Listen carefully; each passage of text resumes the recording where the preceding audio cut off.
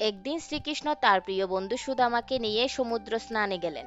ঢেউর গর্জন শুনে সুদামা জিজ্ঞেস করলেন, প্রভু, বিশ্ব সংসারে তোমার মায়ের কথা অনেক শুনেছি, কিন্তু তোমার এই মায়া আসলে কি, এর প্রভাব কেমন? ভগবান কৃষ্ণ মৃদু হাসলেন, বললেন, সখা, আগে চলো সমুদ্রে একটা ডুব দিয়ে পবিত্র হয়ে নি, তারপর মায়ের কথা বলছি। দুইজনে জলে ডুব দিলেন, কিন্তু সুদামা উঠে দেখলেন তিনি আর সমুদ্রে নেই, তিনি পৌঁছে গেছেন এক বিশাল রাজ্যে। সেখানে রাজকুমারী স্বয়ম্বর সভা চলছে। রাজকুমারী এসে সুদামার গলায় বরণমালা পরিয়ে দিলেন। সুদামা হয়ে উঠলেন সে রাজ্যের অধিপতি। সুখের সংসার, সময়ের ব্যবধানে ফুটফুটে সন্তানও হলো। দীর্ঘকাল ধরে তিনি সেই জীবনের সুখ দুঃখ আস্বাদন করলেন। একদিন সুদামার স্ত্রী মারা গেলেন। সে দেশের এক ভয়ঙ্কর প্রথা ছিল, স্ত্রী মরলে স্বামীকেও জীবন্ত চিতায় যেতে হবে। সৈন্যরা সুদামাকে জোর করে ধরে নিয়ে চলল শ্মশানে। চিতার আগুন ধাউ ধাউ করে জ্বলছে।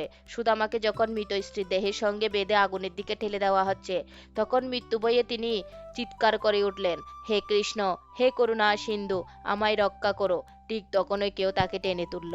চোখ খুলে দেখলেন তিনি আবার সমুদ্রে দাঁড়িয়ে। পাশে হাসছেন শ্রীকৃষ্ণ। কৃষ্ণ বললেন, কি হলো সখা, এত তাড়াতাড়ি উঠে এলে?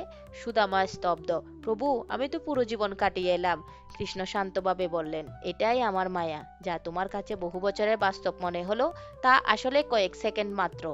আমরা যাকে বাস্তব বলে গর্ব করি, তা হয়তো ভগবানের মায়ায় এক ক্ষণিক ডুব মাত্র। তাই কর্ম করো, কিন্তু ভরসা রাখো ভগবানের উপর।